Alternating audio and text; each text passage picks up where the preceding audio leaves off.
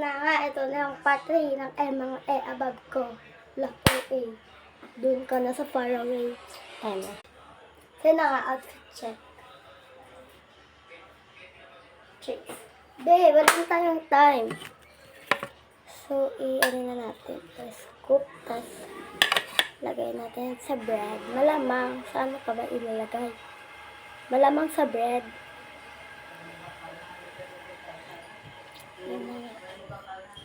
Tapos nasa isa, pero damihan lang natin.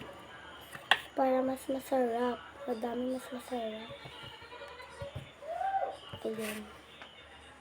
Yan na nga, sa isa naman.